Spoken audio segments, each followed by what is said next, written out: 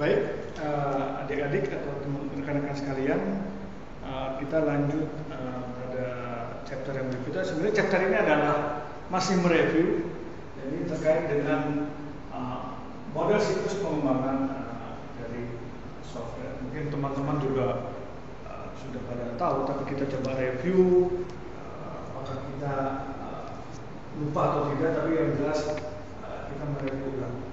Ya. Jadi dalam pengembangan software itu tentunya banyak fase-fase yang harus dilakukan, ya. Jadi di sini tentunya untuk memfasilitasi, jadi SDLC ini digunakan untuk memfasilitasi pengembangan tentunya produk software yang besar, ya.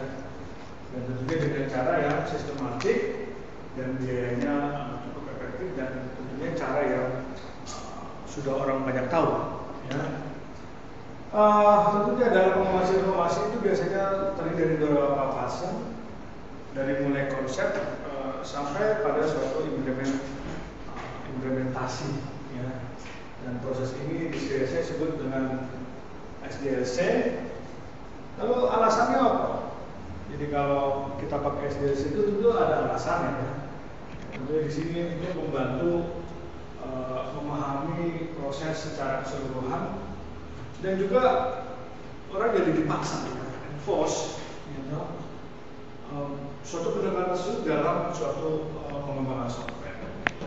Kemudian memungkinkan ada perencanaan sumber daya lebih lanjut, kemudian memungkinkan kontrol subsequent diantaranya. Ya, jadi kita perlu kontrol tentunya.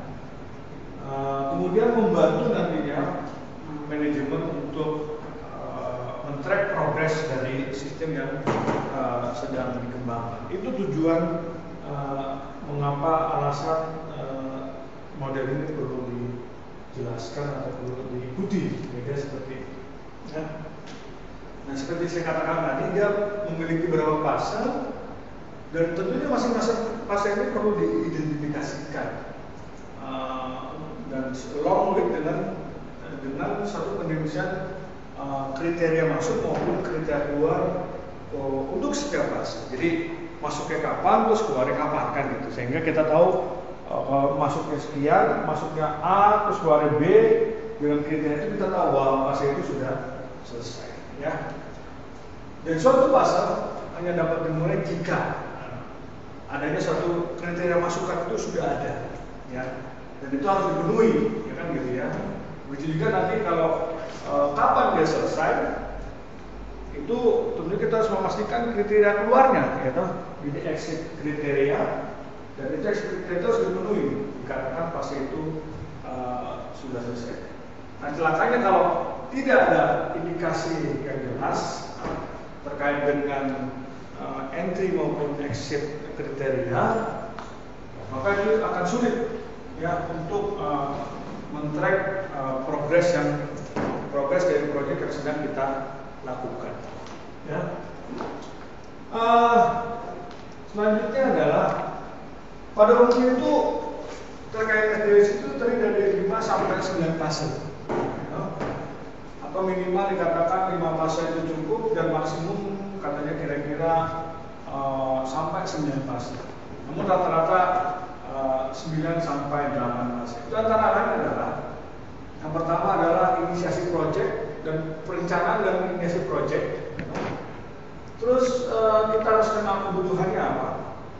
Terus ada preliminary investigation, jadi investigasi awal. Kemudian ada project identification and selection, atau bahasa kerennya itu adalah feasibility study, ya, feasibility study, ya.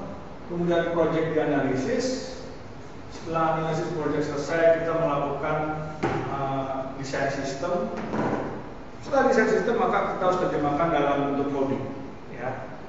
Setelah coding perlu dicek, maka masuk fase testing.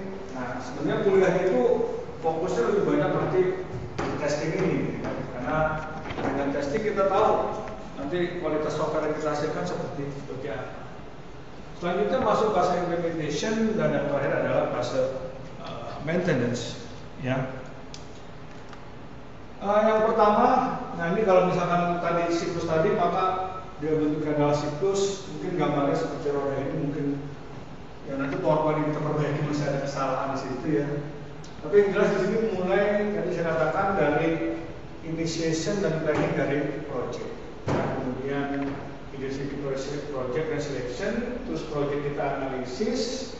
Setelah analisis project, kita melakukan desain sistem yang kita perlukan, yang dibutuhkan, yang diinginkan oleh pemakai. Kemudian kita melakukan coding dan testing, ya, implementation dan maintenance. Ya, dan itu membentuk sebuah siklus. Ya. Yang pertama, jadi fase yang pertama itu adalah inisiasi project atau kita mengenali kebutuhannya. Jadi kalau bahasa keren ini sebenarnya adalah definisi dari masalah, persoalan. Ya, it is the decision about problem of the system and introduce system change. Jadi kalau bisa jadi masalahnya kita definisikan, definisi masalah, bisa jadi sistem itu sudah ada sebelumnya, atau misalkan kita mau sistem baru. Gitu ya. Kemudian the first step of any project or system development biasanya disebut dengan investigasi awal. Ya.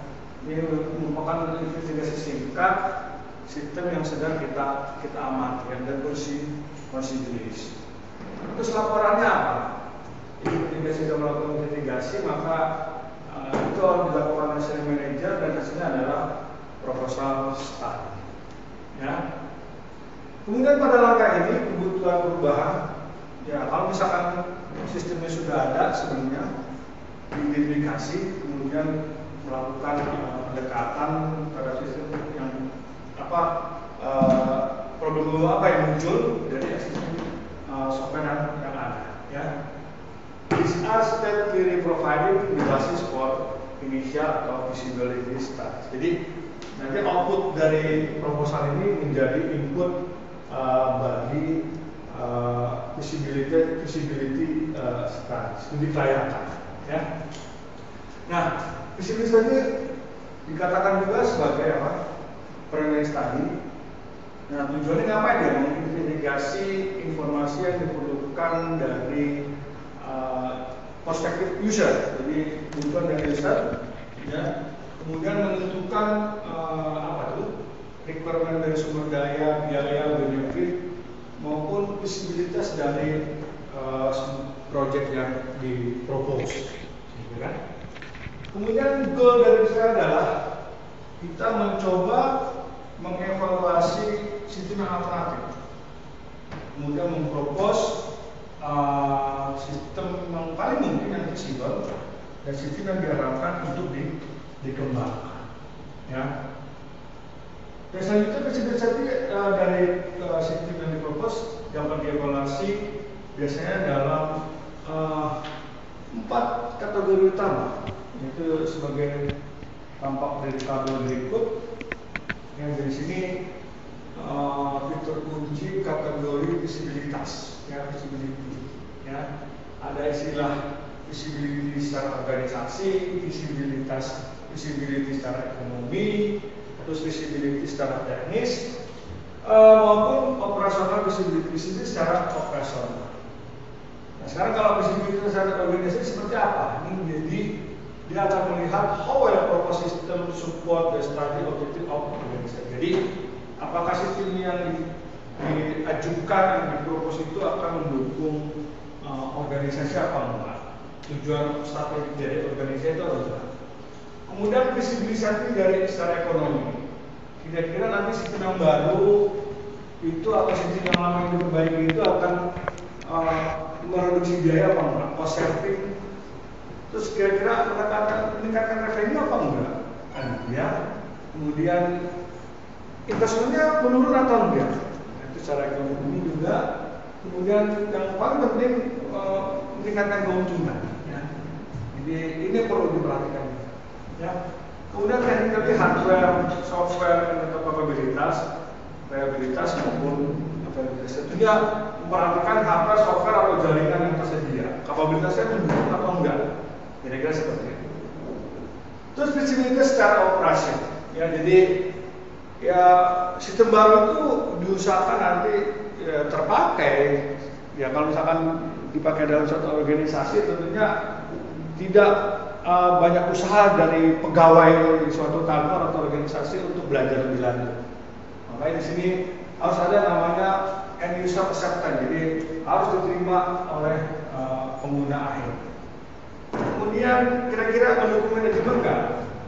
Jangan-jangan nanti sistem itu justru menghambat manajemen, itu juga tidak baik, kan gitu ya.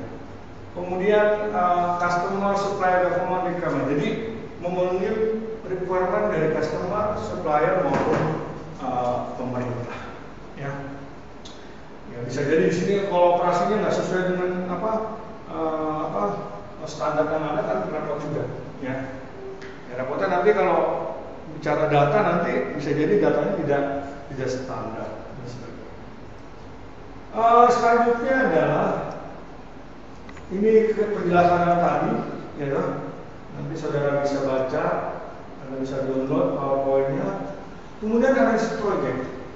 Ini sebenarnya detail study dari studi sebelumnya, yaitu terkait dengan feasibility study.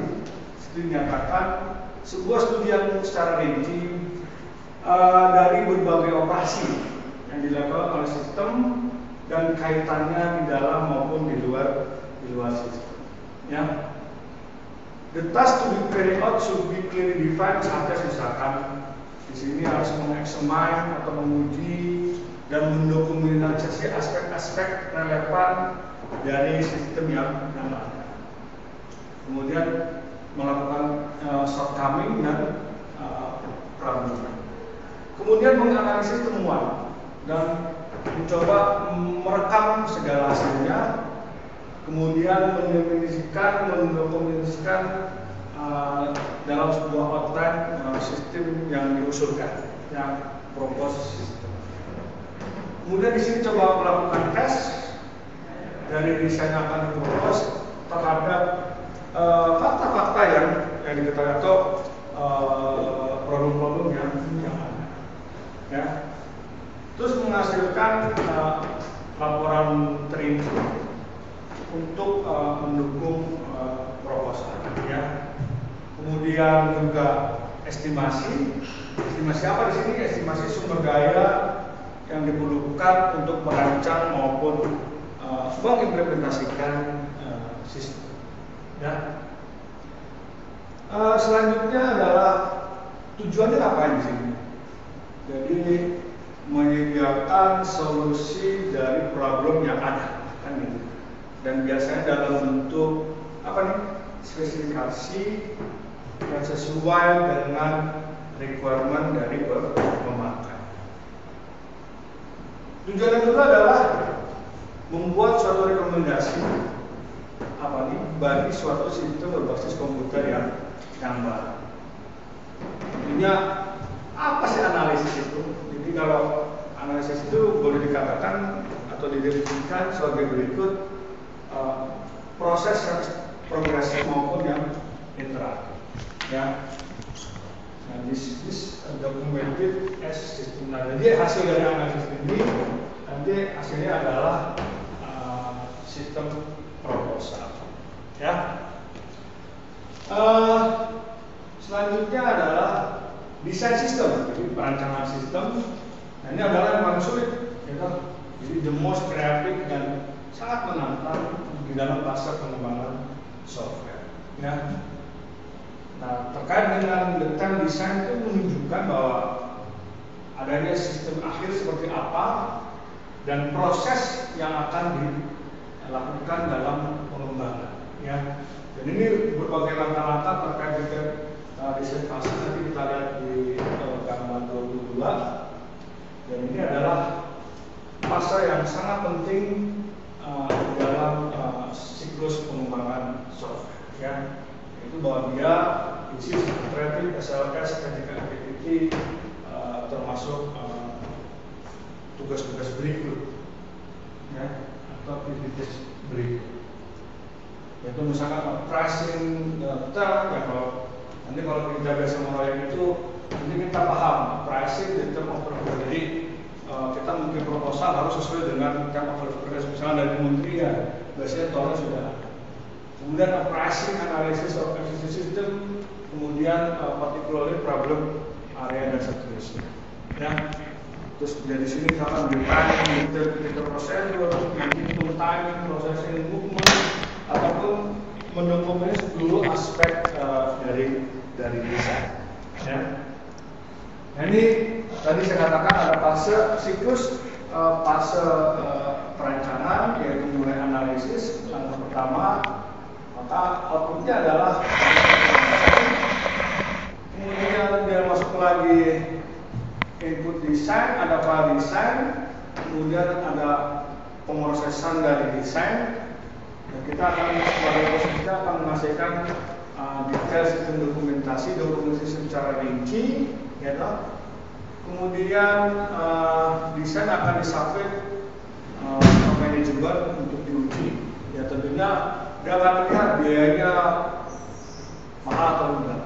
Ya manajemen itu akan melihat costnya kira-kira bagus apa enggak, kira-kira gitu, mahal atau tidak. Ya, cost justification and candidate setuju.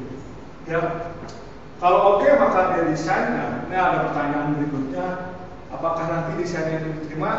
Kalau yes maka kita masuk ke fase test program, ya, dan terus ke go implementation. Jadi kalau manajemen bilang tidak oke, maka proyeknya pasti ya ditolak dan seterusnya. Ya. Dan selanjutnya setelah desain ada, maka proses selanjutnya adalah pengkodean, gitu. Nah ini adalah tugas software engineer atau programmer di sini. Tujuannya ngapain pas ini? Mentranslate rancangan dari sistem menjadi coding.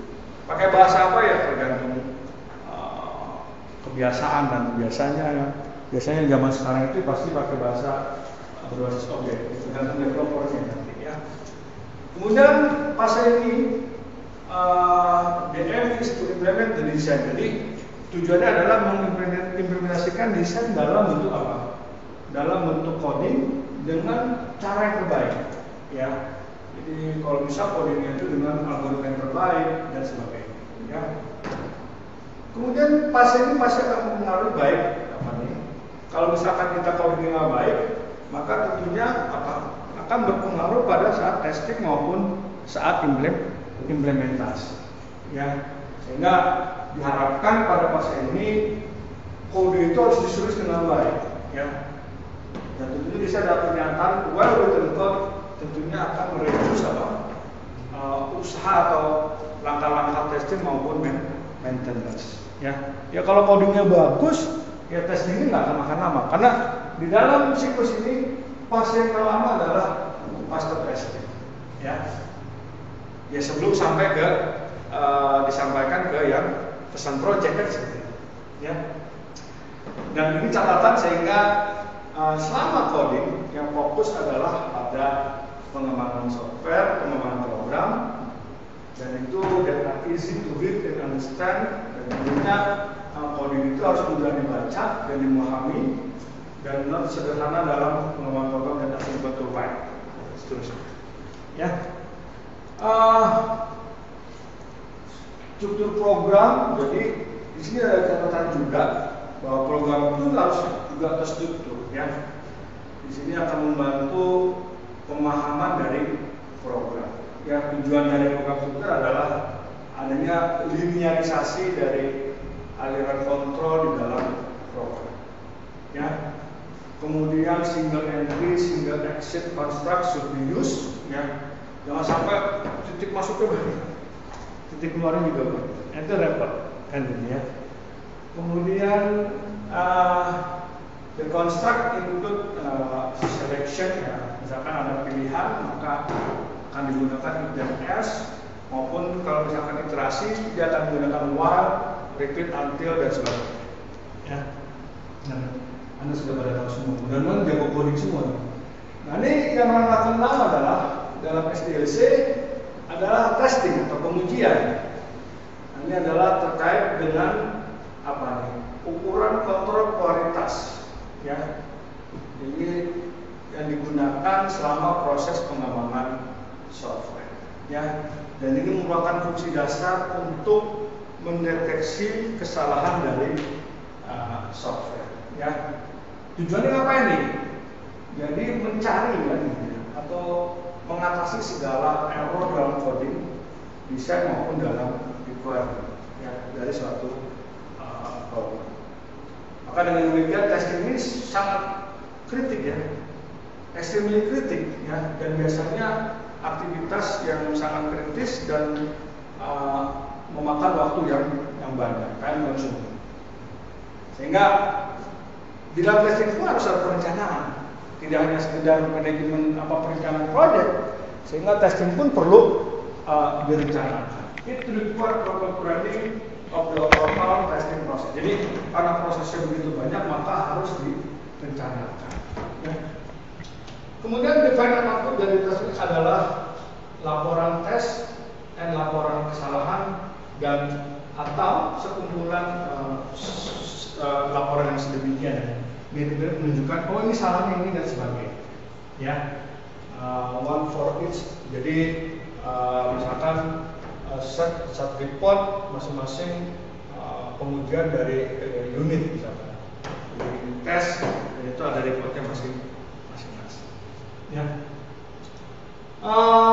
testing can show biasanya di sini testing biasanya tidak dapat menunjukkan absence of defect, ya, ketidakadaan dari suatu defect, ya. It goes only present error dari software, ya. Nah, terus selama pas testing, ya, penekanan pada apa nih? Emphasis should be on the following, ya. Test should be planned long before testing began, ya. Jadi pengujian itu harus direncanakan sebelum dilakukan. Seluruh tes should be traceable, artinya dia bisa diulang, ya toh. Tracing should begin, ya oke, untuk men-trace ya pasti pelan-pelan, hanya mulai dari yang kecil, and progress toward tracing dalam skala besar, kan gitu ya. Format effective testing, jadi independent and third party should be conduct testing. Jadi yang sangat efektif adalah kita mengasih ke orang ketiga untuk melakukan testing. Jadi tingkat objektivitasnya cukup tinggi. Ya kalau teman-teman kita anggap nanti testingnya sudah beres semua, lebih bagus ke orang ketiga sehingga dia akan lebih objektif mengatakan bahwa software kita bagus atau tidak. Ya, implementasinya jelas. Kalau semua sudah selesai, maka ini dikatakan restoratif karena sistem atau software tinggal di delivery, kan gitu ya. This mainly concerned with user training, site selection, preparation, and part configuration. Ya, dari implementasi jelas bahwa software itu mulai diinstal dan sebagainya. Jadi sekali sistem telah didesain, maka it's ready for implementation. Ya, maksudnya di desain itu adalah secara coding seperti di sini, maka itu ready for implementation. Ya, ternyata juga banyak tipe-tipe implementasi atau jenis-jenis implementasi yang dari sisi rekayasa perangkat lunak atau software engineering ada 3 tipe implementasi, yaitu yang pertama implementasi sebuah sistem komputer untuk misalkan mengganti sistem yang masih manual, ya. Kemudian implementasi sistem komputer baru untuk mengganti sistem yang ada. Yang terakhir implementasi dari sebuah aplikasi yang dimodifikasi, kan gitu ya. Software untuk mengganti aplikasi yang ada, ya katakan menggunakan using the same komputer yang sama. Komputer tetap sama hardware-nya, tapi software-nya yang berbeda. Dan yang terakhir maintenance, dan ini cukup besar biayanya, gitu. Cost-nya garasi antara 50 sampai 80 dari biaya total pengembang. Ya. Nah, maintenance ini tadi saya katakan kalau codingnya jelek, maka maintenance biasanya akan menjadi mahal. Oke. Ya. Mengapa mahal? Ya jelas, karena dia akan sistem itu kan berjalan sampai 1 sampai 2 tahun dan seterusnya kan. Mungkin kalau pengembangan cuma 3 bulan, tapi karena ini akan terus berjalan sampai 2-3 tahun, maka proses maintenance-nya biayanya akan menjadi mahal, ya. Dan seterusnya, nah ini juga tipe jenis maintenance, ada corrective maintenance, ada adaptive maintenance. Corrective tentunya mencari kesalahan, ada kesalahan, means seringkali prosesi atau kinerja atau akibat adanya kesalahan, atau melakukan perubahan karena apa? Masalah yang sebelumnya tidak terselesaikan atau belum dibenarkan. Terus ada juga adaptive maintenance, ya. Ini artinya adalah menyangkut fungsi dari adanya perubahan dari fungsi program dan seterusnya. Kemudian ada lagi namanya perfective maintenance, ya. Means adalah mempertajam atau meningkatkan kinerja atau memodifikasi program untuk merespon kebutuhan dari si pemakai. Yang ketiga, yang terakhir adalah preventive maintenance, ya. Merupakan proses untuk mencegah hal sistem from being offshore. Ya, jadi jangan sampai kadaluarsa dan seterusnya. Ya. Demikian, nanti kita lanjutkan ke model pengembangan SDLC yang berikut. Terima kasih.